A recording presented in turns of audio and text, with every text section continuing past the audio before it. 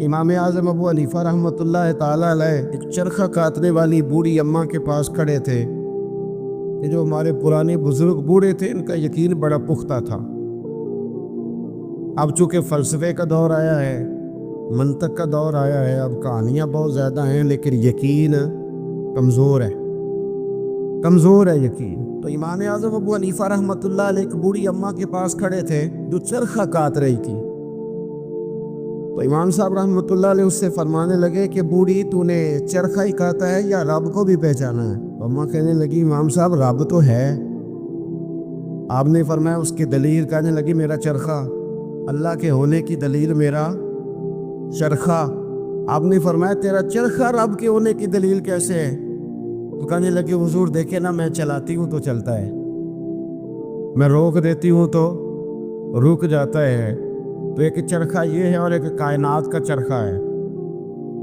ایک کائنات کا چرخہ ہے کہ سورج مشرق سے نکلتا ہے اور مغرب میں غروب ہوتا ہے، تو یہ بھی تو ایک چرخہ ہے نا۔ تو اگر یہ چھوٹا سا چرخہ بغیر میرے چلائے نہیں چل رہا، تو اتنا بڑا چرخہ کائنات میں بغیر کسی کے چلائے کیسے چل سکتا ہے؟ تو امام صاحب رحمۃ اللہ علیہ فرمانے لگے، اچھا چل، تیری بات سمجھ میں آ گئی۔ بوڑھی سے باتیں کر رہے ہیں پیار کی۔ فرمانے لگے، اچھا یہ بتا کہ اللہ ایک ہے کہ دو؟ کہنے لگے، جی ایک ہی ہے۔ فرمایا دلیل؟ کہنے لگی، میرا چرخہ، دلیل میرا۔ فرمایا وہ کیسے؟ تو خاتون کہنے لگی، حضور دیکھیے نا کہ میں اکیلی چرخہ چلاتی ہوں تو صحیح چلتا ہے، اگر ہم دونوں چلانے والی ہو تو یہ تیز چلے گا، اگر ایک طرف کو بھی چلائیں، ایک سمت کو بھی چلائیں تو چلے گا تیز، تو تانی پھر بھی ٹوٹ جائے گی۔ اور اگر ہم دونوں کا ہو گیا اختلاف، ایک کہے کہ میں نے اس طرح چلانا ہے اور دوسری کہے کہ میں نے اس طرح چلانا ہے، تو پھر بھی چرخہ چل سکتا نہیں۔ لہذا میرا چرخہ چلانا بتاتا ہے کہ کائنات کا چرخہ چلانے والا بھی ایک ہی ہے، دو موجود ہے۔ یہ دیکھیں بزرگ کیسے سمجھا۔ صبح سے لے کر شام تک گفتگو کے کلاوے ملانا، لمبی چوڑی باتیں کرنا، اس میں جھوٹ کی آمیزش کا ہو جانا، غیبت کا شامل ہو جانا، بہت ساری آلائشوں سے اپنی زبان کو بھر لینا، منع فرما دیا، میں حکم دے دیا کہ تم اس طرح کرو، تم میری یاد میں لگ جاؤ، تم صبح و شام میری پاکی بیان کرو، تم میری طرف متوجہ ہو جاؤ۔ رسول کائنات صلی اللہ تعالیٰ علیہ وآلہ وسلم کی بارگاہ عالی مرتبت میں، عزت و عظمت میں ایک بوڑھے صحابی حاضر ہوئے اور عرض کی، یا رسول اللہ صلی اللہ تعالیٰ علیہ وسلم، میں بڑی دور سے آیا ہوں، پتہ نہیں دوبارہ آپ کی زیارت مجھے نصیب ہو سکے کہ نہ ہو سکے۔ یا رسول اللہ صلی اللہ علیہ وسلم، مجھے کوئی ایک ایسی بات ارشاد فرما دیں کہ جو مجھے کفایت کر جائے، یعنی اس سے میری دنیا بھی بن جائے اور میری آخرت بھی بن جائے، ایک بات۔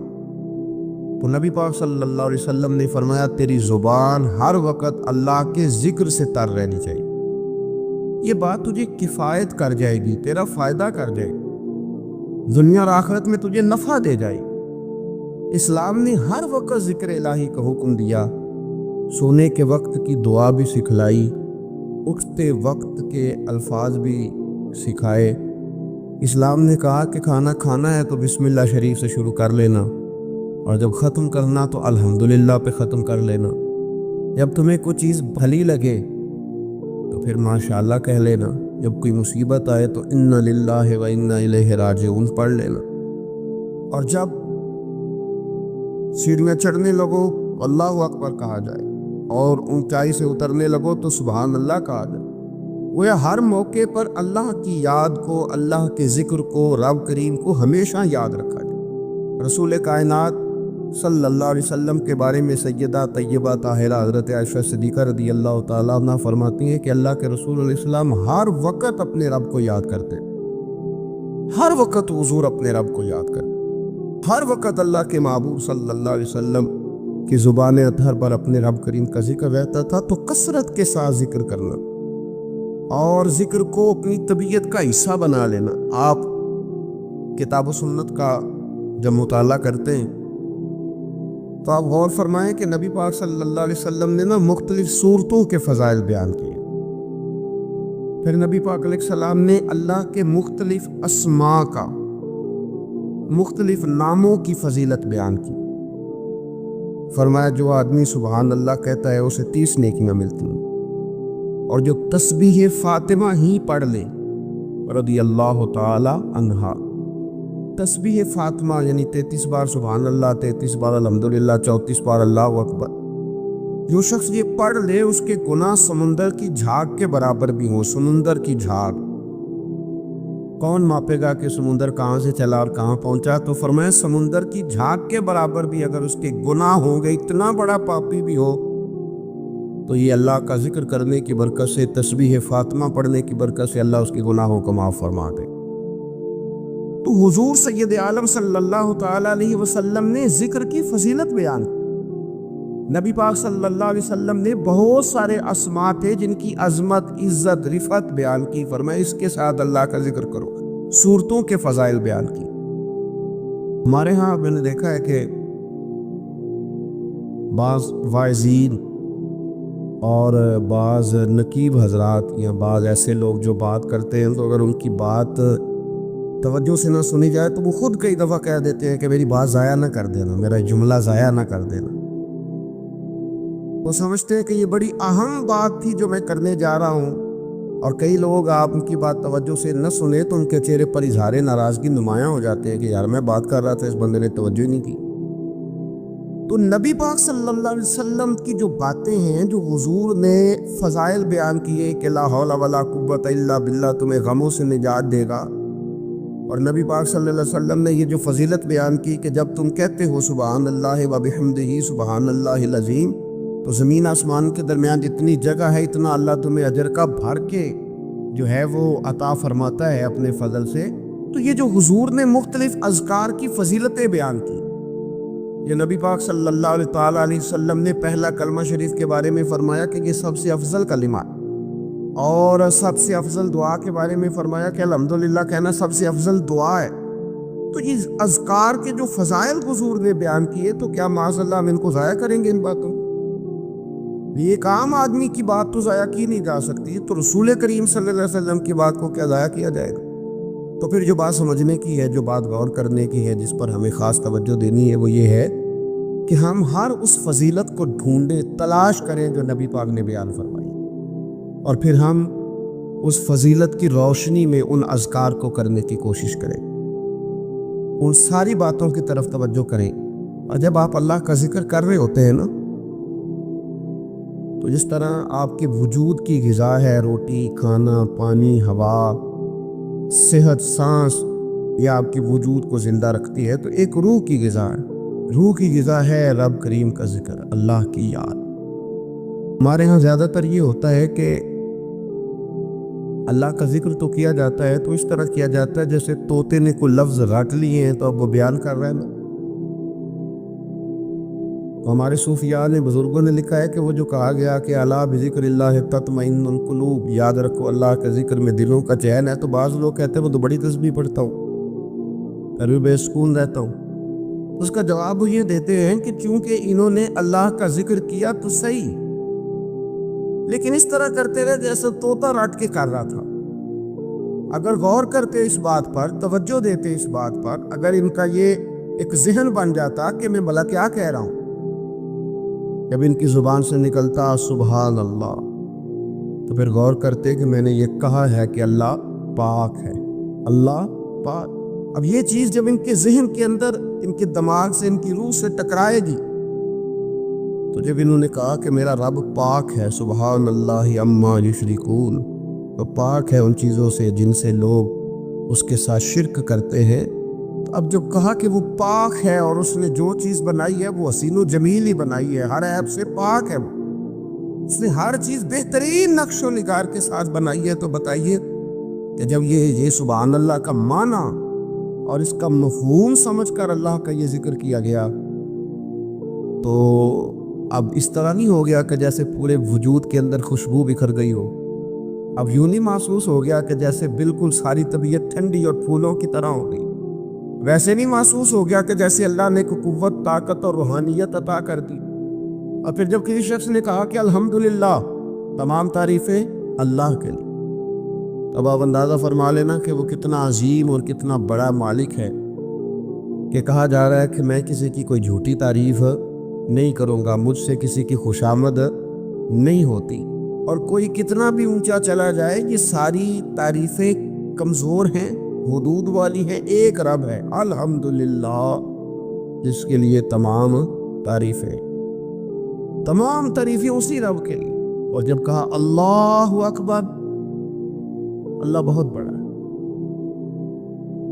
جب اس کی زبان سے یہ جملے نکلتے ہیں تو آپ ذرا غور فرمائیں کہ وہ کہاں پہنچ جاتا ہے۔ وہ پھر کیا کبھی کسی سے ڈرے گا؟ وہ کسی چیز کا خوف طاری کرے گا؟ کوئی چیز ایسی ہوگی جو اس کے نفسیات پر حاوی ہو سکے؟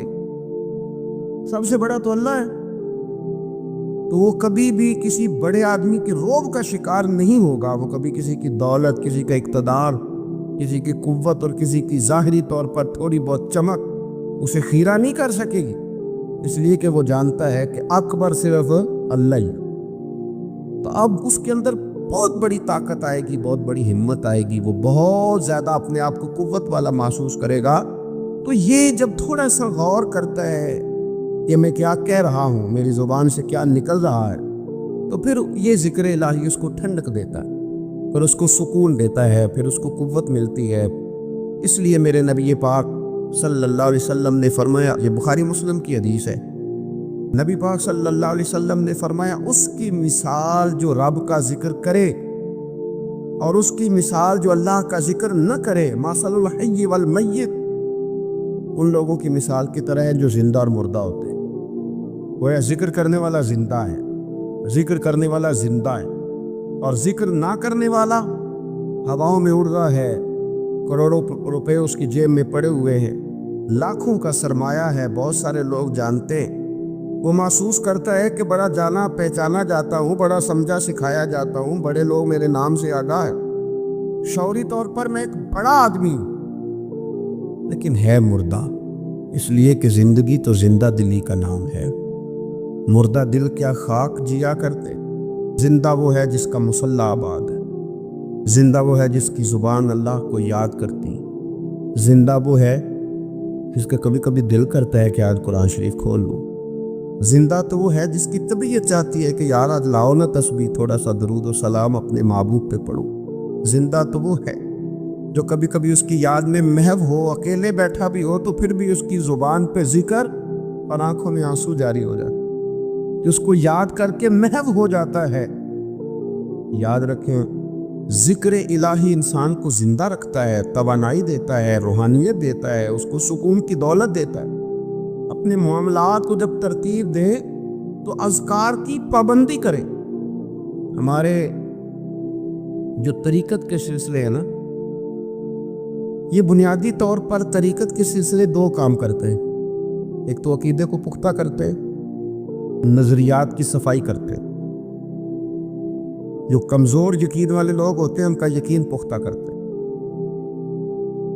جو رب کی بارگاہ سے دور ہوتے ہیں ان کے دلوں میں اللہ کی چاہت پیدا کرتے ہیں۔ یہ حکمت کے ساتھ، دانائی کے ساتھ لوگوں کی تربیت کرتے ہیں، لوگوں کی روحوں کے اندر مستند صحیح عقائد اور یقین کی دولت لوگوں کو دیتے ہیں۔ اور دوسرا یہ ذکر کے طریقے بتلاتے ہیں، یہ لوگوں کو اذکار کی طرف مائل کرتے ہیں، یہ لوگوں کا شوق، ذوق، مزاج ذکر کی طرف مائل کرتے ہیں۔ عقیدے کی پختگی دینا، لوگوں کو اللہ کی یاد میں لگا دینا۔ الف اللہ تو چمبے دی بوٹی تے میرے من وچ مرشد لائی ہو، نفی اسبات، یعنی لا الہ الا اللہ، لا الہ نفی ہے، الا اللہ اسبات ہے۔ نفی اسبات دا پانی ملیا تے ہر رگے ہر جائی ہو، تے اندر بوٹی مشک بچایا تے جاں پھلاں پہ آئی، تے پھر جیوے مرشد کامل باہو جس اے بوٹی لائی۔ تو یہ یاد رکھ لیں کہ صوفیہ مختلف اذکار بتلاتے ہیں۔ آپ کسی بھی سلسلہ طریقے سے وابستہ ہوتے ہیں تو آپ کو کچھ پڑھنے کو بتایا جاتا ہے۔ اب کیا ہم نے اس بات کو سمجھا ہی نہیں، ہم نے یہ توجہ نہیں کی کہ ہم شیخ کی بارگاہ میں گئے تھے تو انہوں نے ہمیں کچھ پڑھنے کو، کہیں بھی آپ جائیں آپ کو کوئی استغفار بتا دے گا، کوئی کلمہ شریف بتا دے گا، کچھ نہ کچھ بتایا، لیکن ہم نے کیا کیا؟ ہماری اذکار کی جانب توجہ نہیں رہتی، ہم ذکر نہیں کرتے۔ ہمارے لیے جو کام سب سے مشقت والا ہے وہ ہے ذکر۔ اچھا، آپ بڑا عجیب آدمی ہے نا جو کسی کالج میں یونیورسٹی میں داخلہ لے اور چاہتا بھی پاس ہونا ہے پر کتاب کھول کے نہیں دے کے پڑھنا چاہتا، نمبر بھی چاہتا ہے میرے 100% ہو، لیکن کہتا ہے مجھے کتاب نہ پڑھنی پڑے، تو یہ تو بیوقوفی ہے نا۔ آپ کو نصاب پڑھنا ہے اور نصاب کی تیاری کرنی ہے اور پھر نصاب کے مطابق آپ کو چلنا ہے، آپ کا ایک نصاب ہے۔ تو طریقت ایک یونیورسٹی کا نام ہے، جب آپ طریقت کے شعبے میں داخلہ لیتے ہیں تو آپ کو اذکار بتائے جاتے ہیں، آپ کو وہ اذکار کرنے ہیں، وہ وظائف پڑھنے ہیں، ان پر آپ کو توجہ دینی ہے، ان پر آپ کو غور کرنا ہے۔ تو ذکر جب آپ کریں گے تو پھر آپ کو بہت ساری ایسی چیزیں نصیب ہوں گی جن کا نفع ہو۔ تو ہمارے صوفیاء ایک تو تنہا ذکر کرتے، پھر اجتماعی ذکر کا بھی سبق دیتے۔ رسول اللہ صلی اللہ تعالیٰ علیہ وسلم نے فرمایا جب کوئی قوم اللہ کے ذکر کے لیے بیٹھتی ہے تو فرشتے انہیں گھیر لیتے، رحمت انہیں ڈھانپ لیتی ہے، اور حضور فرماتے ان پر سکینہ اترتا ہے، اور وہ ایک جماعت میں بیٹھ کے اللہ کا ذکر کر رہے ہوتے ہیں اور اللہ فرشتوں کے سامنے ان کا تذکرہ کرتا ہے، فرشتوں کے سامنے۔ تو ایک تو انفرادی ذکر، پھر جو مجالس سے ذکر ہے، محافل ذکر ہے، ان کی افادیت یہ ہے کہ جب جمع ہو کر کے لوگ بیٹھتے ہیں تو پھر ان پر اللہ کی رحمت چھا جاتی، پھر اللہ کا فضل ان کی نگہبانی اور خبرگیری کرتا ہے۔ اپنی زبان کو ذکر سے تار رکھیں، جہاں بیٹھیں اجتماعی طور پر وہاں بھی اللہ کی یاد کے ساتھ بیٹھیں، رب کریم کا ذکر کریں۔ ہمارے ہاں اب خلوت میں بیٹھنا، تھوڑا سا لوگوں سے الگ ہو کے بیٹھنا، تنہائی میں بیٹھنا، یہ لوگوں کے لیے اس لیے مشکل ہو گیا ہے کہ لوگ ذکر میں تو بیٹھ نہیں سکتے، عبادت کے ساتھ کوئی دلچسپی رہی نہیں، معاذ اللہ، وظائف پڑھنے کا کوئی ذوق نہیں، تنہائی میں بیٹھ نہیں سکتے۔ حالانکہ ترمذی شریف میں حدیث ہے، نبی پاک صلی اللہ علیہ وسلم نے فرمایا تمہارے لیے بہتر ہے کہ اپنے گھروں کو لازم کر لو، یعنی بلا وجہ ضرورت گھروں سے نہ نکلو، اپنے گھر میں رہو، اذکار کرو، عبادت کرو۔ یہ اگرچہ اسلام کے اندر رہبانیت نہیں، سارا کچھ چھوڑ چھاڑ کے مسجد میں بیٹھنے کا حکم نہیں ہے، لیکن آپ دیکھیں نا کہ حضور علیہ السلام کی حیات مبارکہ میں کچھ اوقات ایسے ملتے ہیں کہ سرکار خلوت میں تشریف لے جاتے، تنہائی میں بالکل الگ تھلگ ہو کے کچھ عبادت حضور نے تنہائی میں کچھ ذکر کیا ہے، الگ ہو کر۔ اعلان نبوت سے پہلے اللہ کے محبوب علیہ السلام مہینوں غار حرا میں رہا کرتے تھے، وہاں کیا ہوتا تھا؟ اللہ کا ذکر ہوتا تھا، اللہ کی یاد ہوتی تھی، عبادت، ریاضت، تقوی، پرہیزگاری۔ پھر آپ یہ دیکھیے کہ نبی پاک صلی اللہ تعالیٰ علیہ وسلم ہر سال رمضان مبارک میں 10 دن کا اعتکاف کرتے۔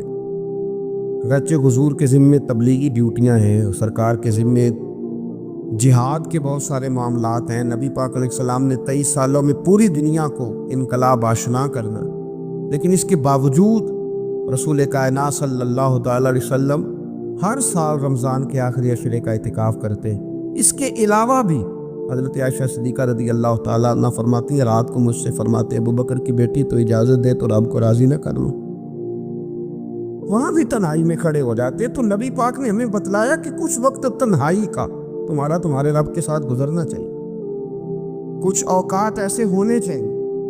تو رمضان المبارک کی مقدس گھڑیوں میں بالخصوص یہ کوشش کریں اور بالاہتمام یہ کوشش کریں کہ کچھ اوقات اللہ کی بارگاہ کے ساتھ گزرے، کچھ وقت دعاؤں میں، التجاؤں میں، راز میں، نیاز میں۔ لیکن کتنا اپنے آپ کو ہلکا لوگ محسوس کرتے ہیں کسی بندے کو اپنا دکھڑا سنا کے، کتنا لوگ ہلکا محسوس کرتے ہیں۔ حالانکہ نبی پاک صلی اللہ علیہ وسلم نے فرمایا جو آدمی لوگوں کے سامنے اپنا فقر بیان کرے اللہ اسے غنی نہیں کرے گا، اور فرمایا جو اپنے رب کے سامنے اپنا فقر بیان کرے گا جلدی یا دیر سے اللہ اسے غنی ظہور کر دے۔ آپ مصلی پہ بیٹھے اپنی خلوت کو مضبوط کریں، کچھ نہ کچھ تنہائی کی عبادت تھوڑا وقت نکال کے، رات کو، صبح کو، جیسے آسانی ہو ضرور اس پر توجہ دے۔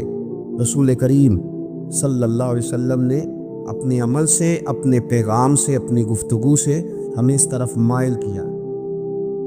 تو ایک بات آخر میں اور جو بڑی سمجھنے والی ہے اس پر بھی توجہ کریں۔ کچھ لوگ کہتے ہیں جی میں غافل ہو گیا ہوں، تو میرے لیے مشکل ہو گئی ہے ذکر کرنا، تلاوت کرنا، عبادت کرنا، وقت غفلت میں زیادہ گزرتا ہے۔ بندہ غافل کب ہوتا ہے؟ نبی پاک صلی اللہ علیہ وسلم نے فرمایا شیطان جاسم علی قلب ابن آدم، فرمایا یہ جو شیطان ہے یہ انسان کے دل کے ساتھ چمٹا رہتا ہے۔ فَإِذَا ذَكَرَ اللَّهَ خَنَسَ، جب انسان اللہ کا ذکر کرتا ہے تو یہ اس کا دل چھوڑ کے ہٹ جاتا ہے۔ اور فرمایا وَإِذَا غَفَلَ وَسْوَسَ، جب انسان غافل ہوتا ہے تو پھر شیطان وسوسہ ڈالتا ہے۔